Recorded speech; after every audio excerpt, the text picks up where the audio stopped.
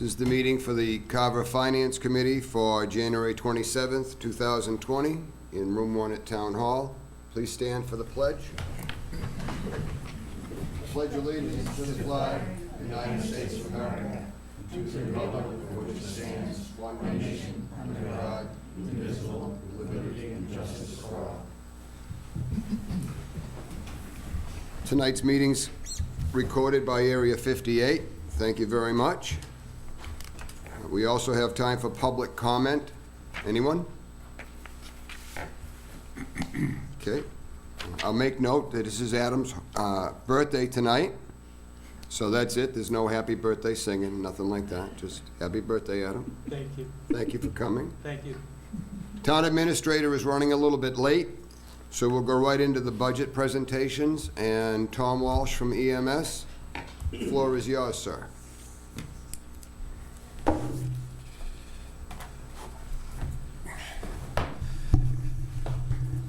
Good evening. Happy birthday, Adam. Thank you, Mr. Walsh. We're going to do things a little different than we usually do. Normally, we go over the report of the department, how it's organized, because we always have new members on the Finance Committee, so we want to explain a little bit about the EMS service and how it works. And I have with me Deputy EMS Chief Mike Ryan, who's going to go over the report of the department and the overview of the funding, and then I will cover the budget at the end of that, and then we'll answer any of your questions. Excellent. Mike? Good evening. For the report of the department, this year the Carver EMS department is an advanced life support system offering 2 Class 1 ambulances that are advanced life support from our quarters located directly behind Town Hall. The system avoids the expense of full-time personnel by utilizing paramedics and EMTs on a call and per diem basis. With this staffing model, we are able to accomplish full-time staffing without the need for full-time personnel, which minimize our salary costs and avoids creating any health insurance or fringe benefit costs for the town. This system also minimizes the ever-increasing annual training costs, which are required by the Office of Emergency Medical Services. I am pleased to be able to report that the EMS system and its personnel are performing very effectively. Our department has been fortunate to add to and maintain our excellent EMT and paramedic staff. We currently have 49 highly trained personnel, of which 26 are EMTs and 23 are paramedics. I'm confident that the medical teams that respond to medical emergencies in Carver are among the very best. Our extensive internal department quality assurance program that is required by the Office of Emergency Medical Services ensures that our staff are in compliance with all state and regional treatment protocols. The program works closely with the department medical director, Dr. Mark Tenarowitz of the Beth Israel Deaconess Hospital in Plymouth, in accordance with our affiliation agreement with the hospital. And it illustrates that our department consistently provides the highest caliber of pre-hospital care to our residents and visitors to the town. Carver EMS continues to provide excellent and timely care at the highest pre-hospital level, and I feel that we can all be very proud of both our system and its personnel. With this staffing model, we are able to provide exceptional care and do so on a self-supporting basis.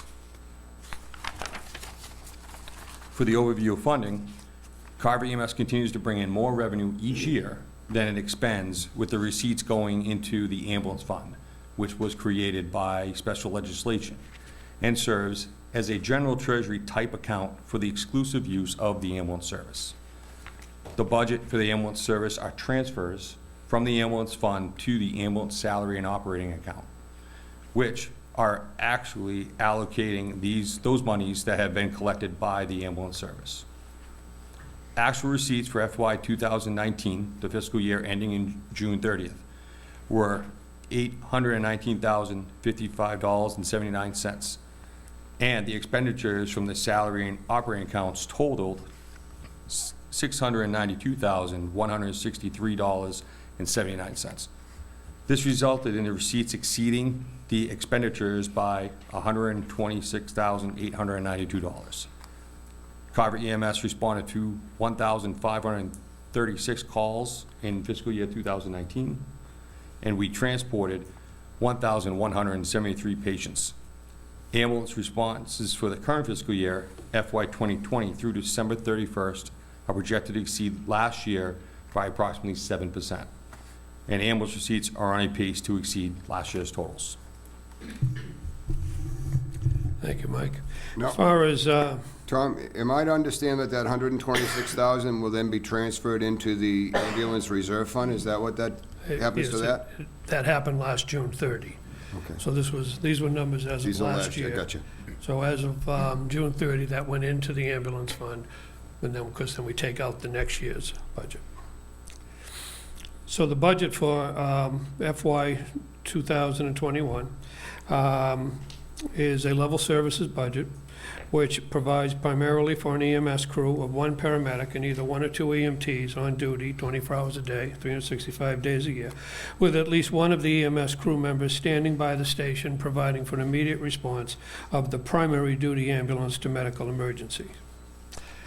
The budget request includes a 7% increase in the salary account to provide for personnel raises if approved by town meeting and the select board, and in anticipation of increased call volume. The difference between this budget and most of the budgets you'll see is that the town administrators talked about a 3% cost of living for non-union people, which Right. would be included here.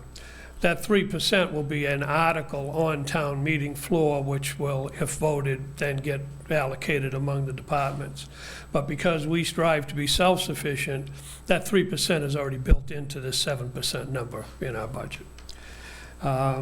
Okay, so it's gone up 7%. That's anticipation of, there are a couple of positions that do have step raises as well as a 3% cost of living. And our volume right now looks like it's running 4 to 5% over last year. So that's where we came up with 7%.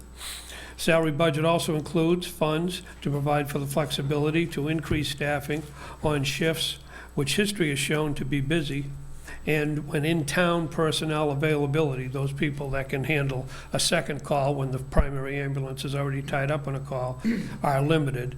So we can staff up in those situations, and the budget will support that. And this approach has been successful in decreasing the need for mutual aid ambulances to cover our second calls dramatically, and has allowed us to capture that additional revenue and provide an enhanced service. The ambulance fund is in sound financial condition with a starting balance in FY 2020, that would be July 1, 2019, after we took this year's budget, of $285,274.38, which is, of course, after we've taken and I anticipate this year we'll probably be able to grow that even further. The operating account also includes a 7% increase, and the cost of medical supplies is just going up, and at rates that exceed the level of inflation, and that's why. And that's the budget. The budget's pretty much a net cost of zero to the town to start with. Zero cost to the town, right? So it just, the department is run incredibly well. And I would never have guessed in a town our size that there'd be 1,536 calls. Yeah. And I certainly wouldn't guess 1,173 transports. That's a lot of people. We have a lot of calls for a town our size, and a lot of that is attributable to elderly mobile home parks. Right. Oh, are you guys also going to be in on the new radio system? Is that Yes. part of Yep. that whole thing that's Mhm. going on with the radios? Yes. Anybody on the board? Is the payer mix mostly like Medicare, Medicaid, or are you seeing commercial? Could you just say that again? The payer mix, is it mostly like Medicare, Medicaid? Yeah, Medicare and Medicaid are about 68 to 70%. And then, of course, you have about 10% who have nothing. So you're down to about 20% of commercial. And those numbers have held pretty steady last year versus this year. But in 2012, when we last raised the rates, they had jumped way up. We had gone from like 50 to 60% Medicare to almost 80%.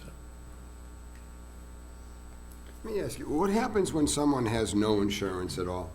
I mean, obviously, you're gonna bill them, but is that at a different rate for a resident? I mean, are they given, Everyone gets the same bill, depending on the service they receive, whether it was ALS, BLS, how many miles it was to the hospital.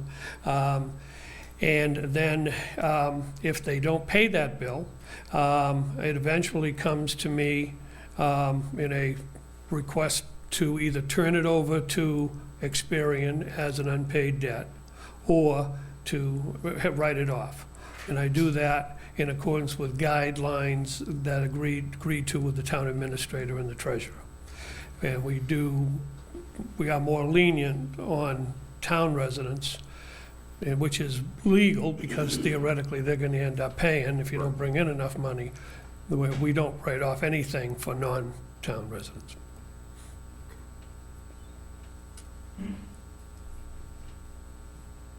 yes, sir? Thank you, Tom.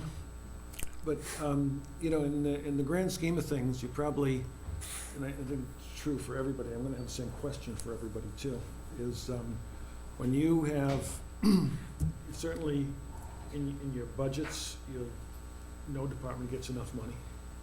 And what you in particular too is you derive a source of income, which is probably not enough either. So there's some choices to make, there's some priorities to determine and so forth. But in the grand scheme of things, again, either now or over the last few years, have you had any particular concerns in some of the sources of income or some of the expenditures that you have to make, whether those are known or unknown, that kind of go against what you thought they would be?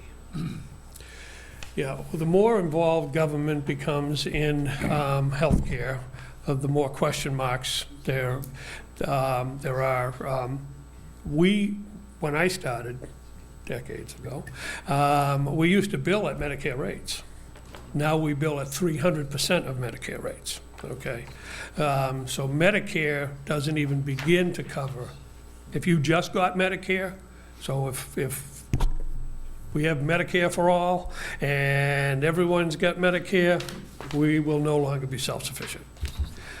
Because the way the system is designed is that Medicare and Medicaid pay less than the cost, and private insurance picks up the difference. How about on the expense side? Are there any concerns you have on some of your accounts that maybe?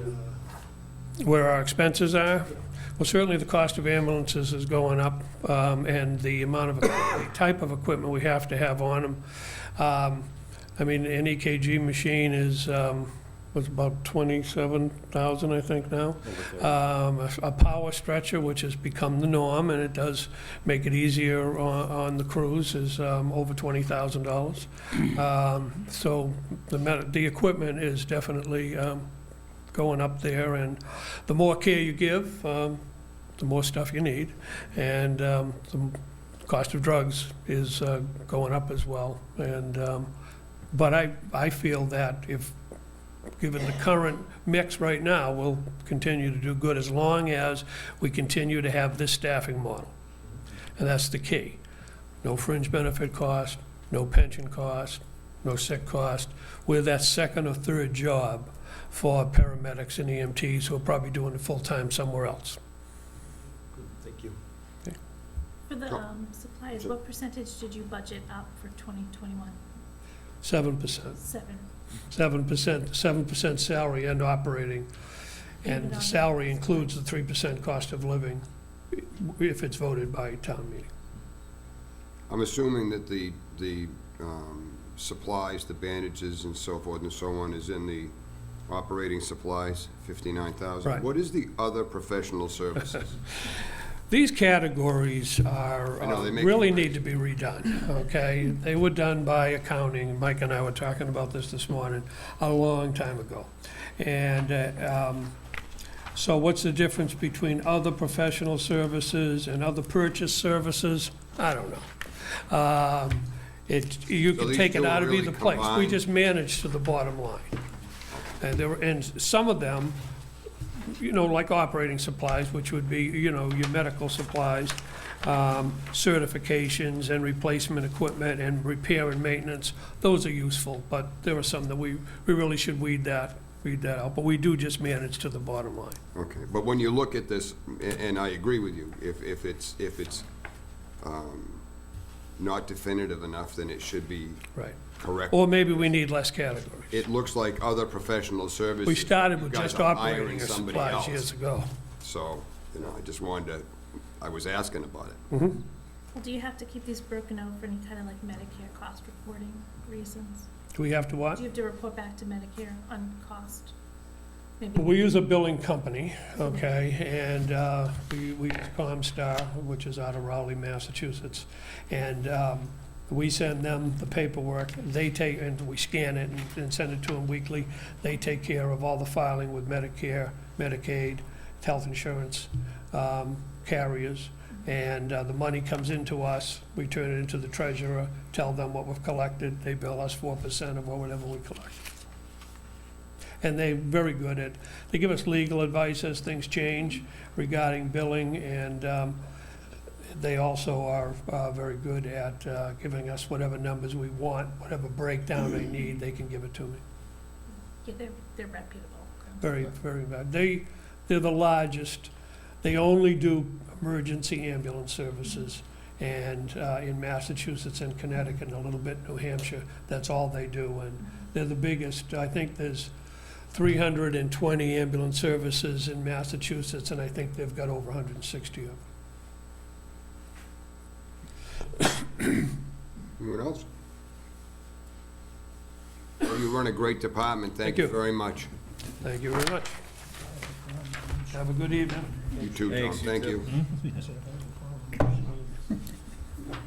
drive by and leave it around. You guys drawing straws to see who's next? Yeah, that's what I thought was He stood going up on over there. quicker.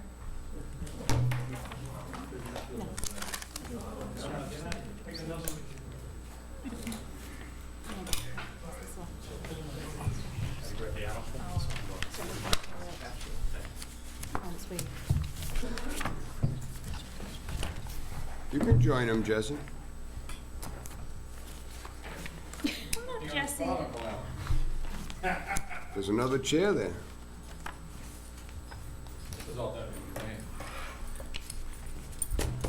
We'll know in a minute here. There should be a document coming around. Oh, it's always nice, they do look at color. We try. Can't wait to see what the police give us.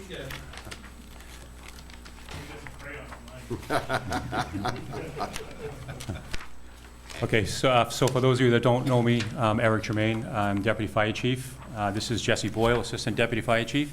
And the first thing I'd like to do is apologize. The Chief asked me to do that for him. He has a family engagement that he could not get out of tonight, and so he apologizes that he couldn't be here. And so we're here to try and fill his shoes, which is very tough. If you're okay with it, obviously, good evening to the committee. If you're okay, I'd like to give a little overview of how the fire department is right now and where we're headed and how things are running. And just for the audience, I want everyone to be aware that we are not related. He spells his name wrong. There's an E on the end of his name, there's none on mine. We do call him Uncle Alan, but there's no relation. I have to live with this now forever, 'cause So hopefully everyone has a booklet. In that booklet, you'll see the first couple of pages talk about the budget notes, and those are just some notes that Chief Weston has compiled so that you can see why things are the way they are and where we are. If you dig further into that booklet, you'll find it goes into capital expenses. So that's obviously capital outlay stuff. But he put that in there so that everyone's kind of on the same page, and you can see it's a 10-year lookout, and so you can kind of see where we're looking in the future. So that's all there for your viewing pleasure. So I guess one of the things we're most proud about in our department right now is, if anyone's familiar with the ISO, the Insurance Services Office, they basically rate or grade fire departments across the nation. And so we, for a long, long period, we had no designation, or later we learned that it was roughly an 8. And so what they do is, again, they rate fire departments all over the nation, and it really comes down to a lot of different pieces that they look at. One big component is the water supply component. And for a jurisdiction or community that is non-hydrogen and really doesn't have a water supply system, a municipal water system, that was something that for a lot of years seemed kind of out of reach for us. But this past year, through the efforts of Deputy Boyle, Chief Weston, our whole team, if you think that anyone that's ever been or heard of the IRS and an audit, if you think the IRS is bad, they have nothing on these people. But they came on multiple occasions. They graded and looked at every facet of our fire department. And basically, at the end of the day, which is where we are today, we went from what we were told was an 8 classification to a 2/2Y. That is a huge, huge upgrade earned by our fire department, by the men and women of our fire department. And basically, that puts us in the top 4% of fire departments nationally for fire protection grading, okay? So the good thing about that as residents, we're all residents here. The real good thing is that we're hearing, I know my insurance company, I contacted them already, and we do have a summary page at the fire station if anybody wants it. But you should all try and contact your insurance, your homeowner's insurance agents, and explain the difference in the classification. And we're hearing $200 to $500, up to $500 discount per year based on the new classification. So that's real money, real cost savings to the residents. And I guess, you know, from the chief and from us, the thing, you know, it is a grade on the fire department, it's a grade on our men and women, on our members, but really, we can't do what we do without the buy-in from the community and the investment from the community. And all that comes through you, your committee, the Capital Outlay Committee, and the Board of Selectmen. So without the overall support of everyone involved, and yourselves included, we could never have achieved, you know, this great goal. And so I know the chief is pretty proud of it, and so are we. And really, it is a cost savings to everyone in the community, hopefully. We did have one of our members that reached out to their insurance agent, and their insurance agent said, well, we don't use ISO for our rates, which is not very common, but you could run into that. And basically, the chief said, well, it's time to find another insurance agent. Because really, you should be looking at a better rate than what you're paying now. So that's really that's probably the number one goal that we reached this year, and we're pretty proud of that. So. Second, we are right in the middle of our hiring season. We call it a hiring season. We do this every year. So we have 5 new candidates, 5 firefighter candidates. We are actually bringing them to Hudson tomorrow to kind of finalize some last-minute requirements, the state of Massachusetts physical ability exam. So they'll go Tuesday, tomorrow, and Thursday, this coming Thursday, and we'll firm those 2 things up, and hopefully all the candidates pass. And then we will be on to recruit training, which is starting this Saturday, February 1st. And so we'll have our whole team together, and then that recruit training, which is all done in-house by Academy certified instructors, our own staff, and that will take place from February 1st right until April 18th. So you see a lot of activity next door. You'll see a lot of smoke coming out of the building in the back, hopefully not out of the front building, but out of the back building, and a lot of activity back there. So that's happening.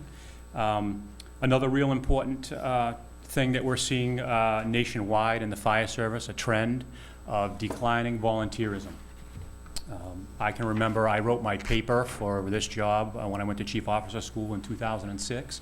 I wrote a paper on the decline of recruitment and retention, how it's becoming increasingly more difficult to recruit and retain people to do things just based on their family lives and their commitments and things of that nature. So nationwide, it's really starting to become alarming. I can't say that we're not in the middle of it here yet, but as trends go, we can expect that at some point we will probably have those same challenges as far as trying to bring new people in the door and hold on to our existing people. You know, when EMS Chief Tom Walsh talks about the EMS department and the budget and how they're self-supporting, our budget is, we're funded, one of the lowest funded fire departments in the state, and we could never do what we do, and they could never do what they do without each other. Our systems just work, we're married like that. So So to look at the overall trend and see a decline in recruitment and retention, that's something that's real big on our radar right now. So the chief he is chairing a committee called our Wage and Benefit Committee. Some of you might be familiar with that. The Wage and Benefit Committee has been in existence for, I think, since the chief was deputy, so that was back in probably 2003. And basically what that committee is going to look at are new ways to, one, bring people through the door. How do we keep bringing people in the door to file applications and want to belong to Carver Fire? And two, how do we keep the people that we have that are contributing today? And then there's some other things in the middle there.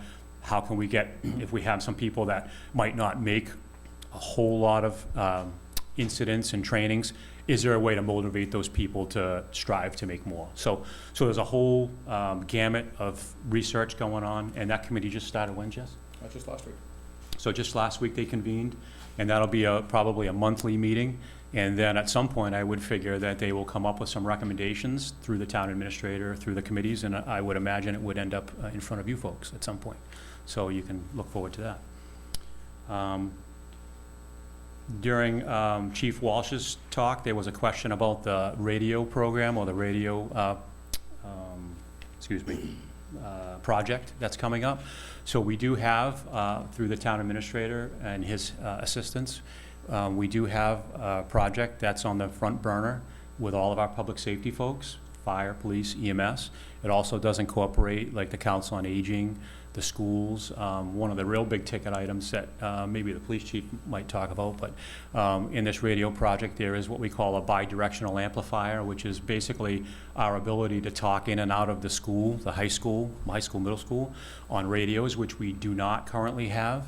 The new elementary school was built with that system in it, so God forbid they have law enforcement or any type of serious incident, at least at the elementary school at this point, we can talk in and out, which is crucial. And again, at the high school, middle high school, we can't do that. So part of this project is to install one of those systems in that building on South Meadow Road, which is huge. And then really it is to, the majority of the backbone of our radio system, the critical radio infrastructure for all of our public safety disciplines, is over 25 years old. And so a lot of that equipment is either A, failing, or B, you can't get equipment, parts, and things that can't be repaired any longer.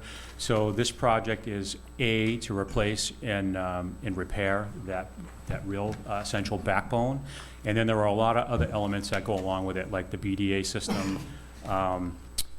We want to build some redundancy in through fiber optics today. The fiber optic cabling is in the community, and we want to be able to, we run a microwave system right now, which when we installed it 12 years ago was cutting edge. Today, yeah, it's still pretty new stuff, but sometimes when the storms are bad enough or the winds blow and a dish moves, things you can't control, it'd be nice to be able to have some redundancy built in, and so that's that fiber optic element that we want to employ. So there's a lot of moving parts on that. The town administrator has been fantastic. I know at the beginning to talk about, and when you start looking at radio stuff and equipment and cost and things like that, but we're on a good track right now, and some of that stuff was going to show at town meeting as a capital expense. So that's a huge project that's coming down the road. It's a 5-year plan, and will be started. Hopefully we get some funding at town meeting, and then we're going to start right from there and move forward. So, and the last thing I had on here, one real positive about that last radio project, through the town administrator and the fire chief, there was a grant application for, we were awarded for almost $100,000 to kind of relieve some of the burden of the overall cost of that project. So again, through those two gentlemen, that grant submittal was submitted to the state, and we just got word back that we were getting about $100,000. So that's real money that'll alleviate some of the burden from the taxpayer, which is what we're always after. So, the fifth and last is the PPE project. I don't know if anyone remembers last year, kind of in an emergent type atmosphere. We came to the committee because our PPE had expired, our personal protective equipment, and graciously through the committee, you voted to support us. and to almost the tune of $400,000. And with that money, we were able to buy brand-new PPE or fire gear for every one of the members of our fire department. And really, that was, the chief talks about it all the time, about how in a community like this, we all work together, and how it's kind of unheard of in other communities where you could go at a moment's notice in an emergency situation to get that kind of support from a committee in the community. So, again, we really appreciate the support. We enjoyed that fire gear today, and it's protecting our firefighters. So thank you so much for that support. Any questions on any of that? Sorry, I know it was a little long-winded. Not at all. Okay. So, the budget itself, hopefully everybody can see the budget in the document there. Bill? No, the only question, I thought we were done. Oh, sure. The original cost savings thing with the insurance companies, what was, could you go over that again, and how would you do that? Sure. So because of, so I know prior to Chief Weston, Chief Harriman, I don't know if you remember Chief Dana Harriman, so this was something way back in his day that, you know, the Insurance Services Office, it was something that you would either have done or not have done.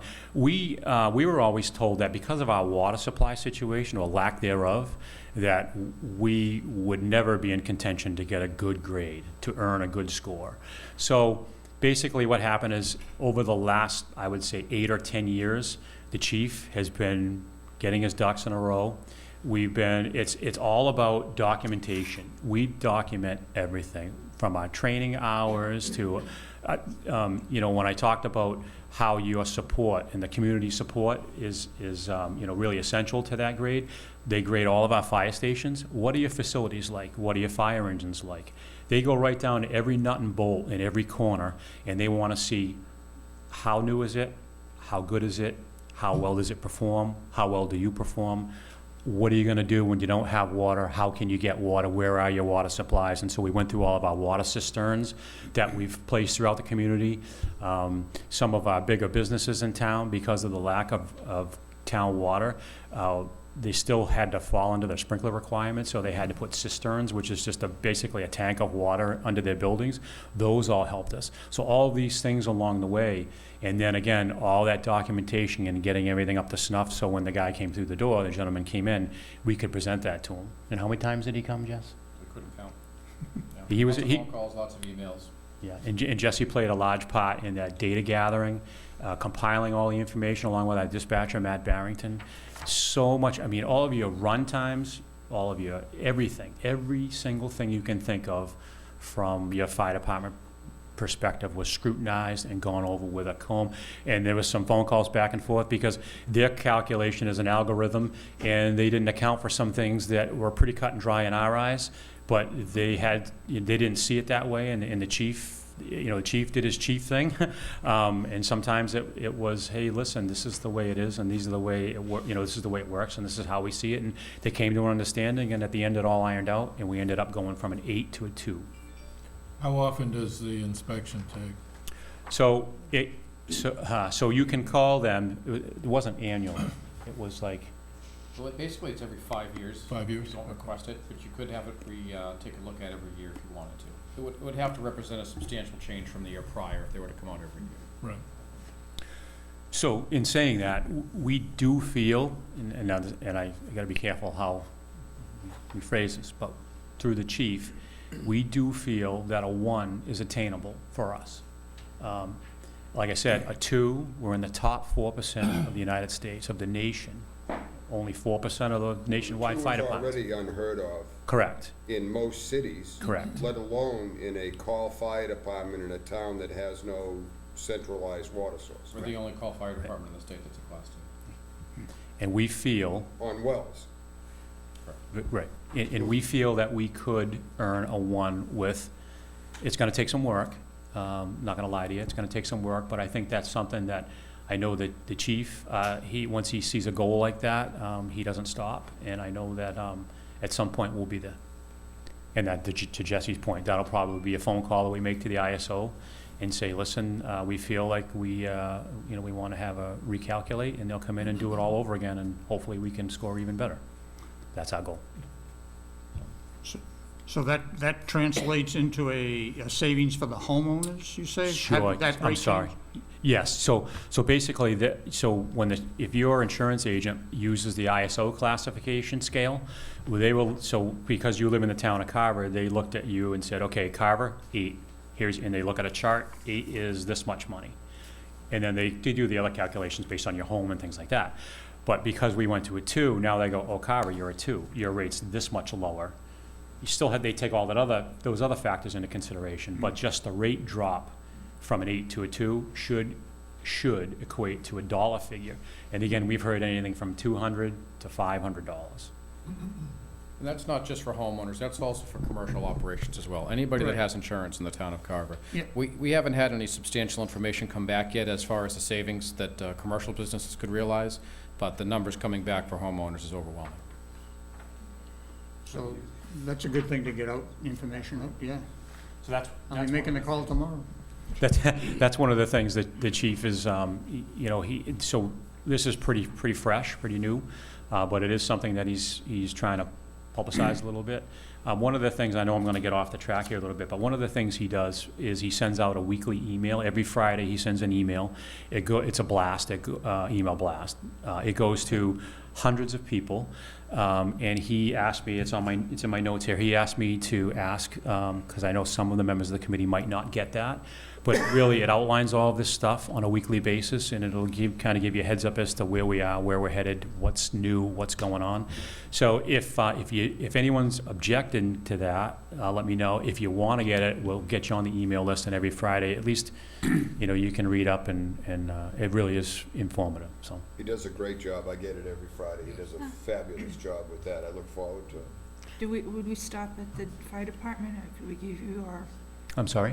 would we stop at the fire department to get our name on the, So, can I give it to you? do you know if Alan, are the email addresses listed on the webpage? Because I know the names are, They're so they're not. not. Okay, so They're not. by the end of the meeting, maybe we could circulate it. Anyone who wants it, if you just want to put your name and your email address on a page and throw it around, I'll get it on the way out, and then is that I okay? think the only reason that I got on the list is I had sent Craig an email in the early times, and he just added me to that list. Sure. But we don't publicize the email addresses on the website. Right. And some of it, you may not, I mean, some of it's firefighter stuff. You might just be like, oh, I don't really It's all understand what that firefighter means, stuff, but it's all all, good stuff. yeah, but it's all town stuff. Like this ISO classification was in there not too long ago, the grant stuff. I mean, it's just a good overview of what's happened for the past week, basically. Usually Jesse's shiny stuff, his shiny trucks and stuff. We like looking at that. I think what it is the email is, one of the keys of our success in the fire department is our communication. We communicate with our members, we communicate with the townspeople, and anybody that wants to be a part of this. Obviously, the email chain isn't going to reach everybody in town, but we use our other methods of outreach, whether it's our sign out in front of the station or our social media pages. We want to take this information and give it to people. And the chief does a great job of compiling that every He does. the basis for it. And the department is absolutely transparent. Anyone that wants to knock on a door, stop in down there. If these guys are in and they're not crazy busy and out fighting a fire, running into a burning building, they'll show you around the place and Oh, without walk a you through doubt. the nuts and bolts of it, So because if you they, wanna come down and give us your email address? Yeah. You're happy to have you know, I mean, they're awesome like that. Very good. No, it's our building. Oops, excuse me, it's a community building. I mean, actually, absolutely, stop in and see it. You'll love it. It's beautiful. But that's not always the case in other communities. It's, do you have an appointment? What do you want? Who are you? You don't get Yeah, that no. here. You don't get that in the police department. You don't get that in the fire department. You don't get it in town hall. So we are unique in that respect. I get it, so. Okay, anybody want to talk budget, or do we have a question? Yeah, maybe the chief could put that out on the Facebook page, Carver Helping Carver. I think he has. Yeah, I think he Does he has. publish that on there? I Yeah, think he it's has. been up. I get it on my email, so I don't know. Okay. I haven't seen it on. As I usually do, I ask about your wish list. I'm assuming that this capital outlay stuff going forward is your wish list? That's correct. Yes, so if you look at the capital outlay, for this year, it's about $80,000 in total. So for 2021, If you look, the first item is to replace our defibrillators. So the company that we buy defibrillators from, the manufacturer, Physio Control, the units that we have are LifePak 500s, and they are no longer supported, and you can't get parts for them. And so as they fail, we have no replacement. So the plan is to replace all of the LifePak 500s that we currently have in use with the 1000 model, which we have several of those in use already. And that's a cost of $16,000. The second item on the list is thermal imaging cameras. And so anyone that follows firefighting knows how important these tools are for firefighter safety, and not only our safety, but for someone that might be trapped in a fire, people that we're looking for. I hate to call them victims because I just don't like that word. But people in need in a low visibility environment that we're trying to find. The key is thermal imaging. And so one of the things that we tested out, we tried out last year, was a new item from Scott, who makes our air packs. It's called a Scott Sight. And basically, it's a thermal imaging camera that clips to the side of your mask.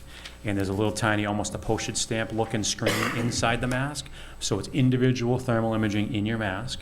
So we bought 3 of those last year. The chief, Jesse, and myself each have one in our masks, and we've been using them for a year now. They had, it was a first generation, and they had some issues with that first generation as far as battery life and things like that.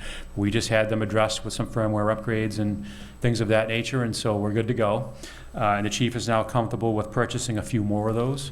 And basically what that will do is he wants to give those to our captains and lieutenants, so the officer corps of the fire department.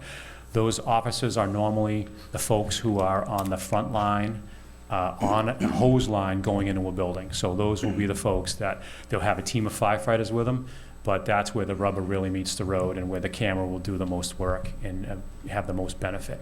So the first part of this is to roll them out to our officers, and then later on he wants to just, like, for instance, Plymouth Fire bought 130 of them and gave one to every one of their firefighters. And we're not at that point. But he wants to, crawl, walk, run. So that's kind of where we are today. There's also if you flip to the next page, there's an orange piece there. I don't have mine with me, but that's a small individual handheld thermal imaging camera. And they're, well, I hate to use the word super cheap, but when you compare them, an $800 item to the cost of a $18,000 standard, typical thermal imaging camera, it is super cheap. So what we're trying to do is we have 2 of those right now. 2 or 3, I think we have 3 of those. And basically he wants to expand that a little further and maybe carry one of those on each engine company. So there'll be a few additions to that model as well. And that's where that $30,000 cost comes from on that first page for the thermal imaging component. Number 3 is $16,000 for gear lockers. One of the things that we all know about firefighting today and that we didn't know way back in the day is firefighting is causing cancer. Some of the things that we do and see and breathe and experience are just causing cancer. And so the gear lockers we have, in the new station we have gear lockers, but the goal here is to put some gear lockers at stations 2 and 3 so that our folks can launder their gear and hang it in the stations. We still carry our PPE when it's clean and it's in a gear bag, so that if there are any contaminants on it, it's not, they're not free to roam, as you will, if you will. They're kind of contained in the bag. But the lockers will pay dividends as far as minimizing the cancer threat to our firefighters. So that's the cost, $16,000 to put lockers in our outlying stations. And that was it for this year. Are these in the proposed budget, or are these going to be? That's in the capital budget. Yeah, those are capital expenses. These are going to go, okay. Yep. And then our overall budget, hopefully you have the same page I'm looking at. I do. So our overall budget is down, our overall budget is up when you figure in salaries and then operating expenses by 3.19%. The salary budget Again, they're modest increase, and they're in line with the wage and classification scale for the town of Carver. So that includes all of our firefighters, dispatchers, full and part-time dispatchers, Jesse, myself, and the chief is under contract. So that reflects those numbers. Does And that include the COLA? it does not include the COLA. Okay. And then the operating budget is actually down 0.06%. And basically, we had some additions. We had telephone, internet, and GPS tracking. We added $600 to that line item. And basically, the state took away our, so we were a limited ring PSAP for our 911 phone system at the fire station. So basically, it was state-owned equipment. And so when the police department did the primary PSAP, they take the 911 call, say police, fire, ambulance, they say we have a fire call. They would push a button and it would ring over to us on state-owned equipment. The state out of left field came out and said, okay, now we're gonna charge you $1,100 a month if you wanna keep that equipment. So there's no way our budget could support $1,100 a month, nor would we spend that kind of money. So we came up with our own frugal way, and we have some technically savvy people in our department. We came up with our own ring down system. We had to purchase a line from Verizon, a hard copper line, which is that $600. And so for $600 a year, we're doing what state 911 wanted us to do for $1,100 a month. So that's kind of where that $600 came from. Books and reference is up by $1,100. We want to upgrade our NFPA manuals, our hard code books. We do both. We do an online version and a hard copy version. The online version for anybody that likes to read online is okay, but Jesse, I know, and myself, we're both paper people, and to have the hard book to be able to take to your desk or go sit in a corner and in an area to read it is worthwhile. So that's really where that number comes from, $1,100 to upgrade that subscription and get all new books. And then the operating supplies actually went down by $2,760, and that is due to a reallocation of a copy machine. It's going to go through the townwide copy program, so that money used to be carried in our budget, so that's being removed. So that's why that number went down. And then the last increase was dues and membership, which was up by $1,000, and that just reflects all the increases in dues and membership fees that we pay to all the different NFPA, all the different organizations, Mass Chiefs of Fire Association of Mass, things like that. So overall, our operating budget went down by, I think, $80 from FY20. So.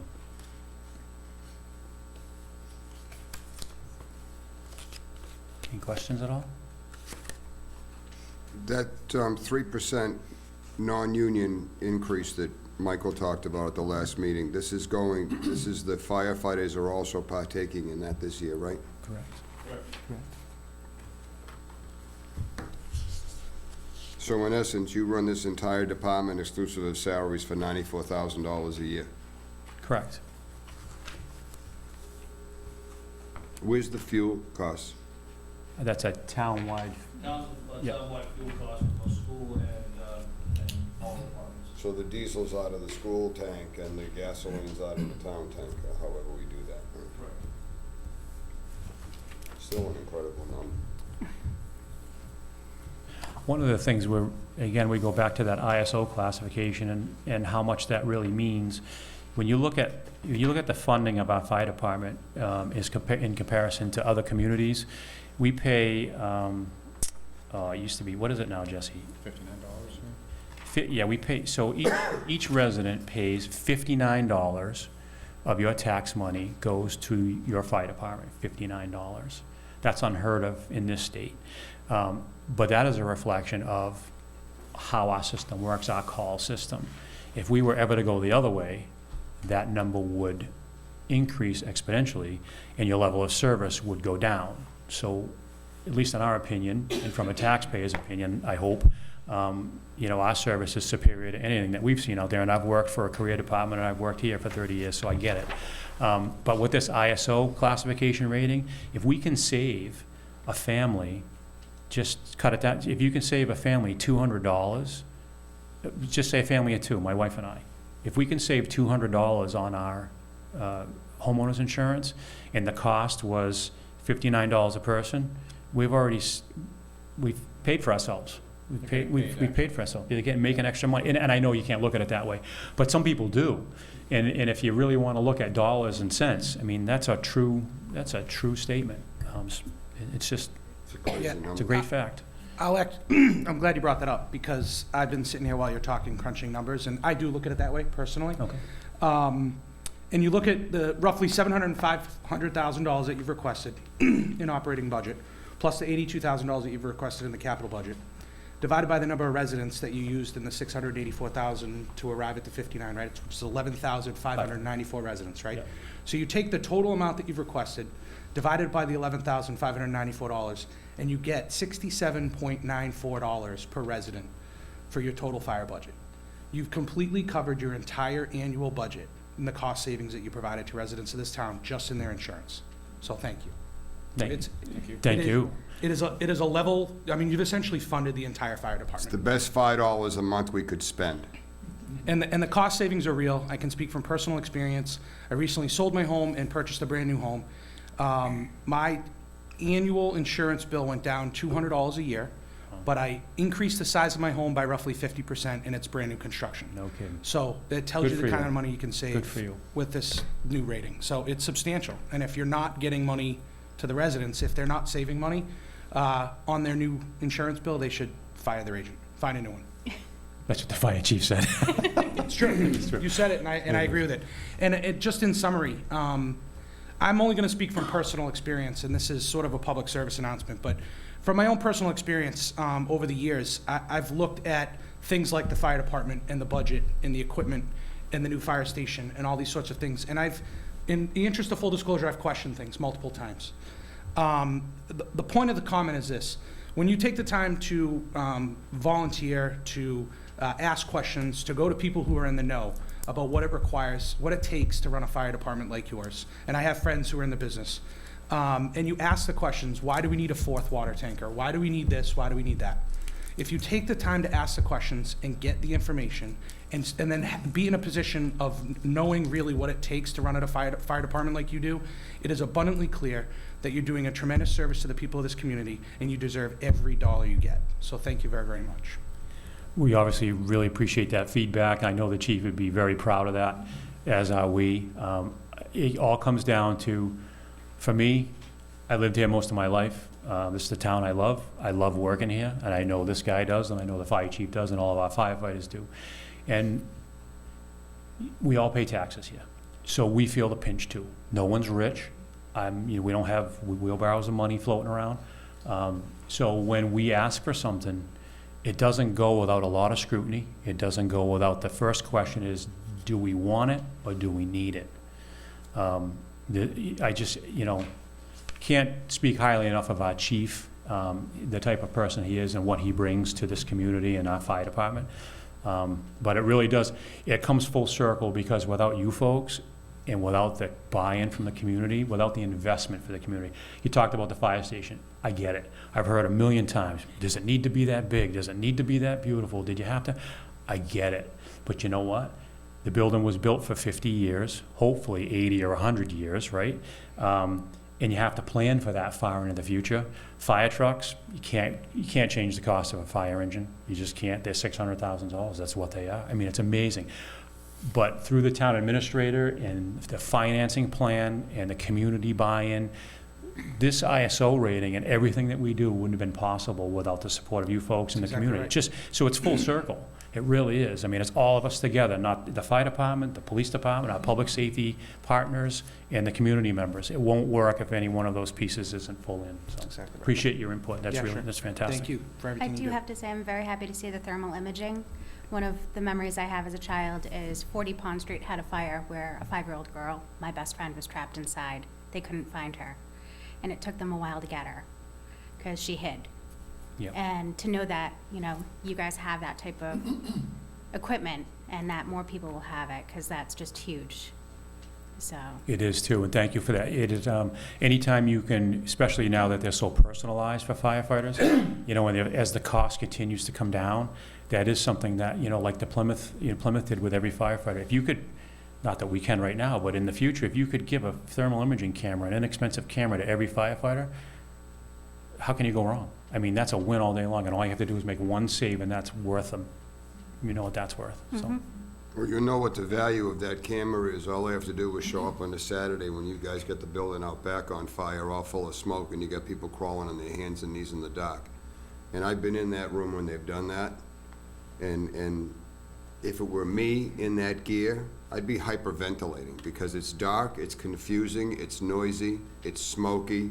They're in full gear, they're in a mask with oxygen, and they're trying to literally crawl over each other. And then these guys run around and they take a doorway that's there and they close it, and they open another doorway. So where you think you could go, you can't. You hit a wall, now you gotta start feeling around for your way out. So something like that, I would see that as being a vital piece of equipment. It is. And it's certainly, firefighting's certainly not for everybody, like you say. Or I'd never do it. But I'd rather God not bless be the shot guys at that like, do it. our police partners back there. I don't do the gun thing very well, but in saying that, Mr. Chairman, if any of you ever see the training facility at work over there and you see smoke coming out or training in progress on the sign, always welcome to stop. One of us will take you aside. If you want to go in and try some stuff, you want to see different things, please do. It will blow your mind. We really do. That's all I can tell you. That's one of the things, someone mentioned it up front about an open door policy and how open we are at the fire department, and that runs for all of our public safety agencies. But our chief does not close his door. All you have to do is walk in, knock on the door and say, I'd like to speak to the chief, and you're in. And the sky's the limit. If I could add to that, Deputy, too, that weekly email will have the weekly training schedule outlined at the bottom of it every Friday, so you can see what we have going on for that weekend as well as the upcoming week. So if it's something you'd like to participate in, by all means, as Mr. Germain stated, it's open to all of you to come on down, and we'll show you what it is that this town is paid for, and it's your equipment, and how it works, and how it's valued. I'll tell you honestly, anyone takes them up on it, you walk away, and Beth, you know, because Josh is a firefighter, you'll walk away shaking your head. You really will. Pat? Thank you, guys. First of all, I want to just congratulate you on, well, the way you run the department and so forth, because we've worked with you for a lot of years. And, but the ISO rating is really something that you put a lot of effort in and so forth. And please express my thoughts to the chief on that. I'm sorry I didn't get to see him tonight. I haven't seen him for a while. Yeah, I know, he wanted to be here. I know it. Got something. I know it. Another thing that I'd like to say before my question is, in all my years in the school department, we've had such a valuable and professional relationship with the fire department and with the police department, with Chief Dufely also, which is something that it was extremely valuable and something that I always appreciated very much. But what I want to do is ask you guys the same question, and I'm going to ask the chief also the same question, is obviously, again, no department gets as much money as it needs, and then you come down to, you know, what your priorities are or what your important issues are. And have you seen anything either now in the last few years or coming up that in any of your line items or anything you do that might be problematic? Problematic in what sense? In As far as funding? Yeah. Obviously, you know, when you look, so the 10-year plan is the chief's plan.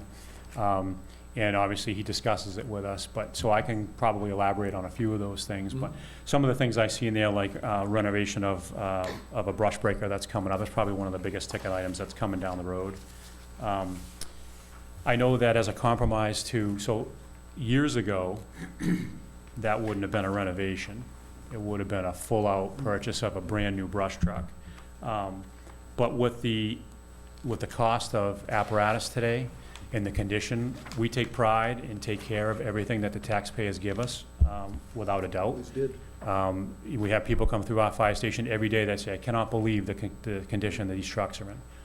And that's a reflection of taxpayers, you know, good enough to give us this money, or we're gonna take care of what we have. So in saying that, so I think today, in today's world, you know, I think a concession from the fire chief's point of view would be, yeah, instead of going out and buying a brand-new one for $500,000, we're gonna rehab it for $150,000 or whatever that is.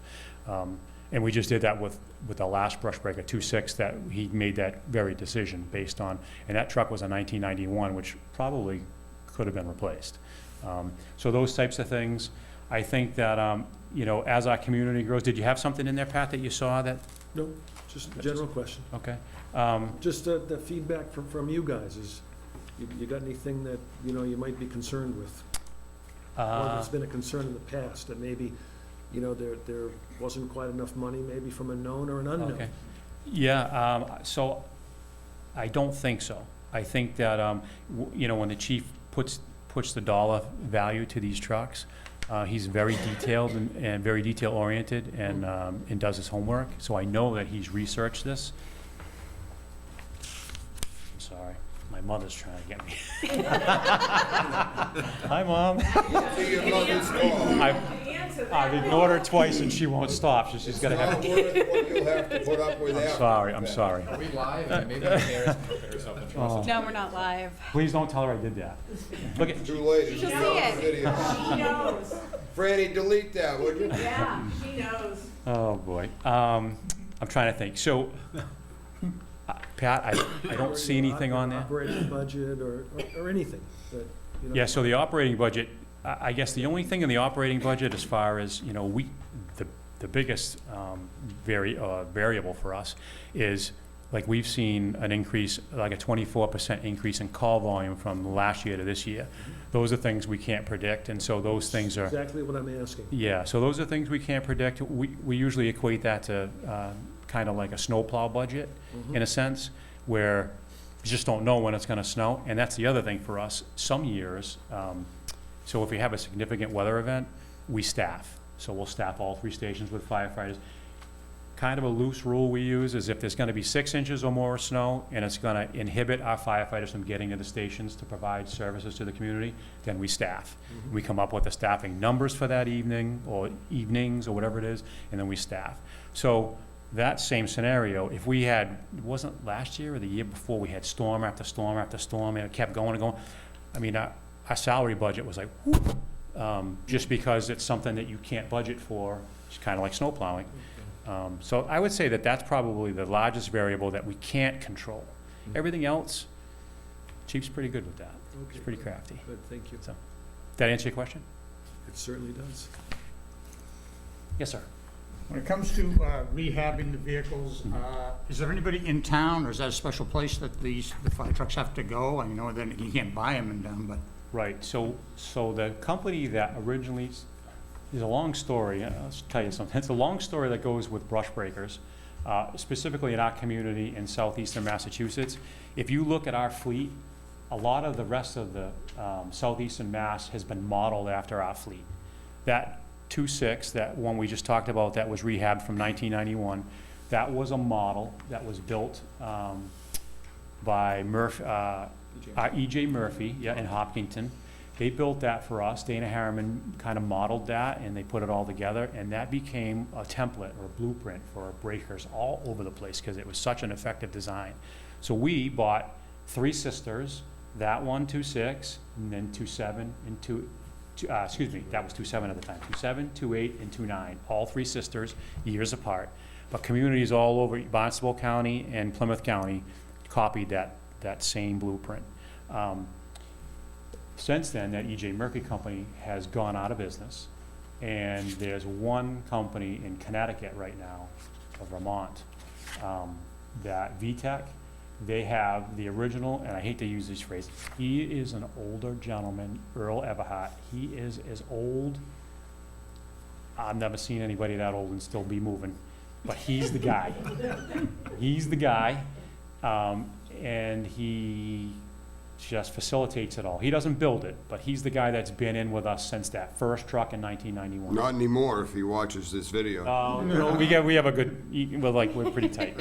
So, hopefully to answer your question, or hopefully I answer it, is, so we do bring them to a place in Vermont called VTech, and they do some of the same, and really, when you look at the fabrication, it's just impeccable. When you look at the welding, you know, the bars on the trucks are welded in such a manner, there's no seams, it's all bonded. If you come over and look at some point, it's just a work of art, and they're beautiful.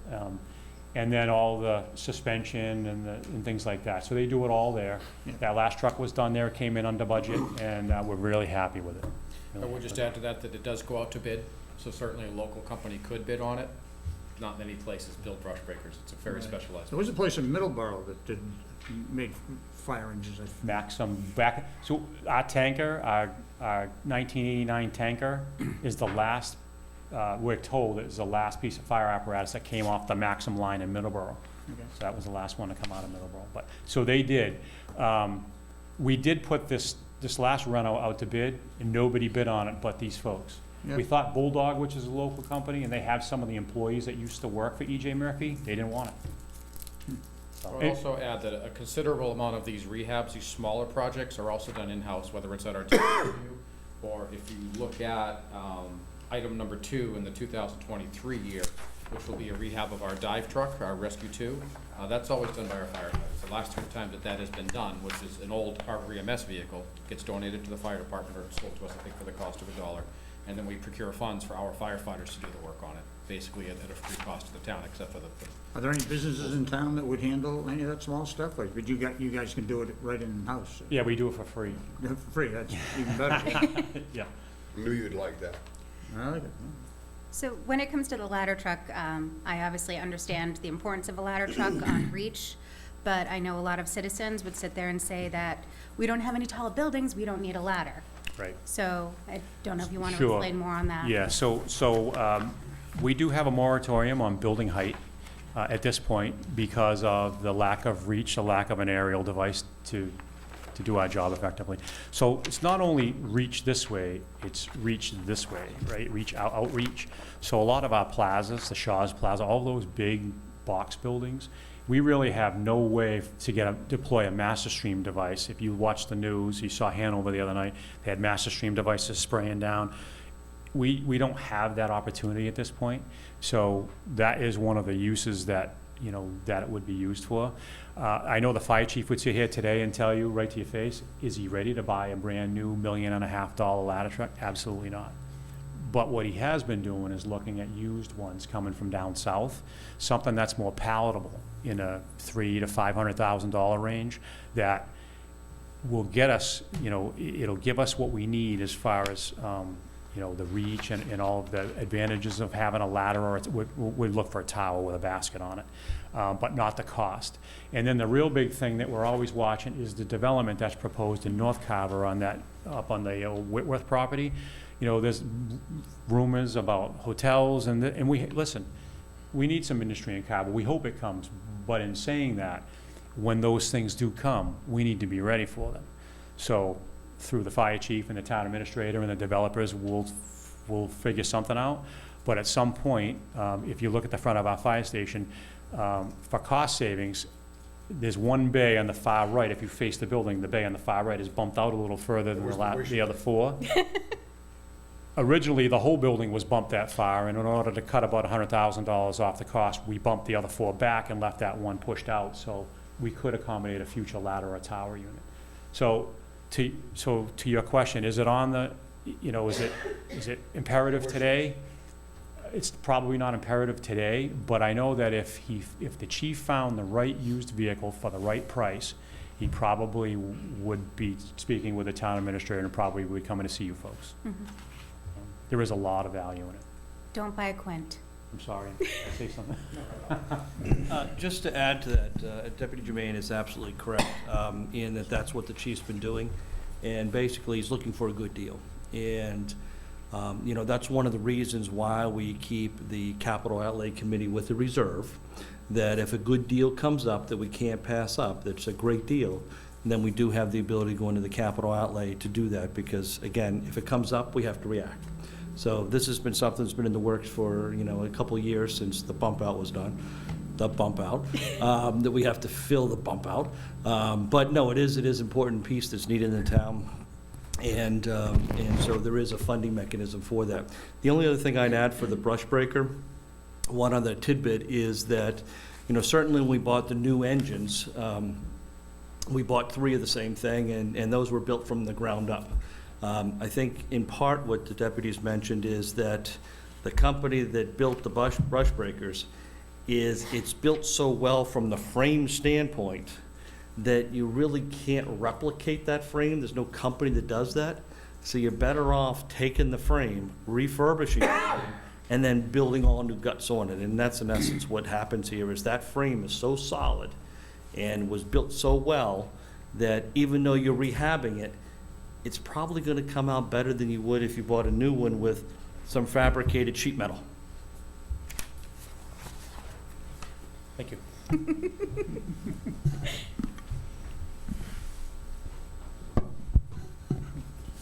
Hi, Mr. Chairman. Do all of the towns, you know, nearby Middleborough, Wareham, have a brush breaker? Is there any sharing or, you know? Yeah, so everything, well, be careful how I phrase that. So most assets that a community has are available on a mutual aid type basis. So it's not uncommon. I can remember a few different times where we had 3 of our brush trucks out in Wareham working a brush fire mutual aid for them, and we had 1 of ours back here covering our community. Same thing. We might have a brush fire here, and then Wareham and Middleborough and Plymouth might send breakers to us. A good example of that is the Miles Standish State Forest, where we all kind of have some ownership.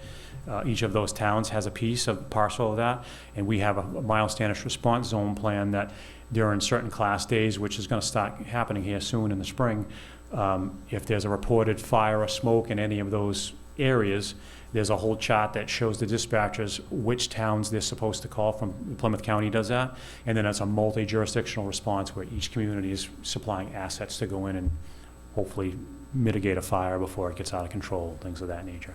But anything a community has normally is on a mutual aid run card.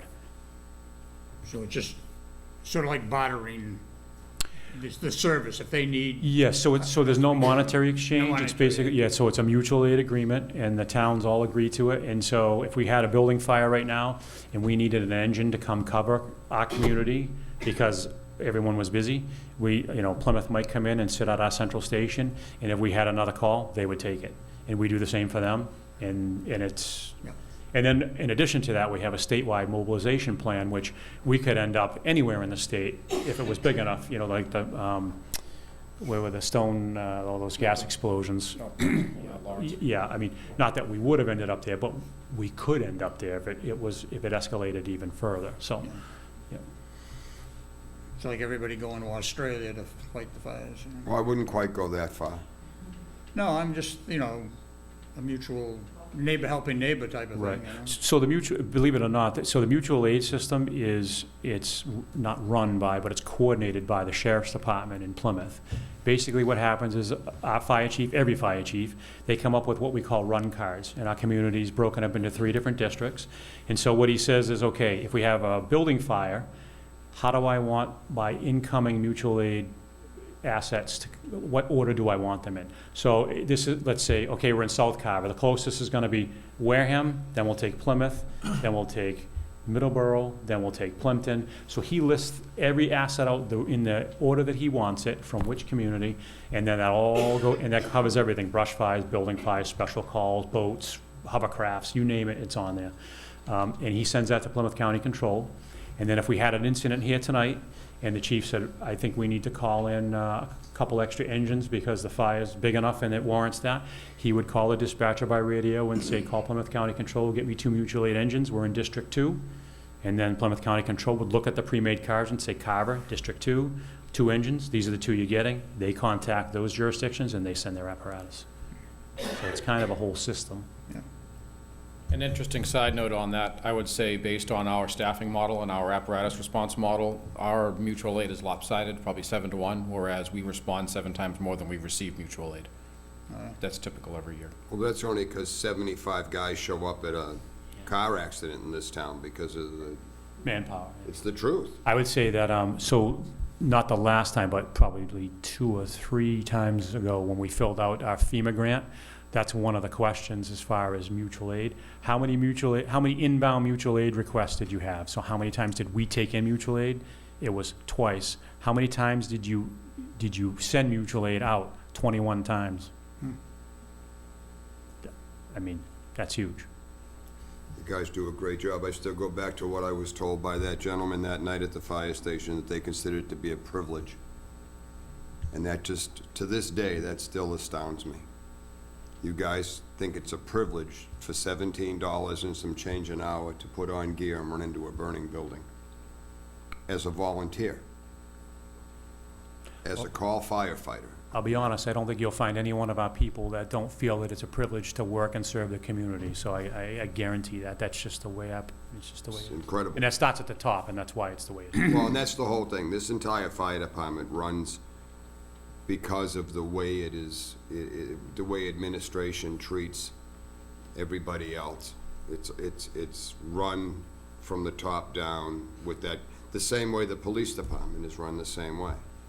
The next two coming up behind this, run their operation the same way. The dedication, the open door policy, and the way that the department is run commands the respect you get, because you can't buy the respect. I don't care how much you pay for the services, you can't buy the respect. That's an earned item. And when you see how the firefighters feel about their own administration, that's just, it's astounding. So what a great job you guys do. Something about putting on a uniform, I think, that makes, you've got that in you if you want to, do that, You've got to want to do it, that's the whole thing. There's a term that It's a calling. Again, it's not for everybody, but the people that have it, I knew it when I was, it sounds cliche, I knew it when I was this high, and I'm sure this guy did too. When you talk to everybody that does it, they say the same thing. And a police officer will tell you the same thing. That's not something that you can just, pick up a thing one day and decide, I think I'll try that. But you know what? There's a job for everyone, and that's how the world works. Because these people that drive around in the septic trucks, I couldn't do that.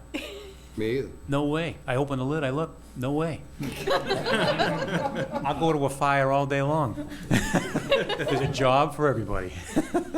Right. Sorry. Larry appreciates that comment, believe me. Anybody else?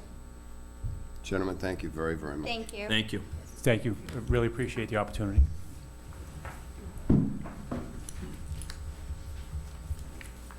And last but certainly not least, I think next year we need to make sure that the police goes first in the presentations. I want color. He'll bring you some crayons. We told you about this last year. We didn't get them now, see? Look at the nice booklet, huh? Good evening, Chief. Good evening. How are Thank you you? for having us. Good. How are you? Thank you for having us. Very well. I brought Sergeant Sarmento. She's the administrative sergeant and second commander of the police department with us tonight, so she can see how we do this and hopefully do it next year. We'll let you go first. I'd make her do it this year if I were you. Well, I'm gonna finish up this year at least. Before I start, I've listened this evening to both Tom and Deputy talk about the fire department and EMS, and I see the respect from everyone around the room about everything they've done. And I gotta say, coming from another department, New Bedford before this, and attending monthly meetings of other police chiefs who historically complain about their fire chiefs and their EMS chiefs and how their relationships work, I have to take a moment to recognize how well the relationship in this town works between the three departments. It's not like this anywhere else, I can tell you that from my experience.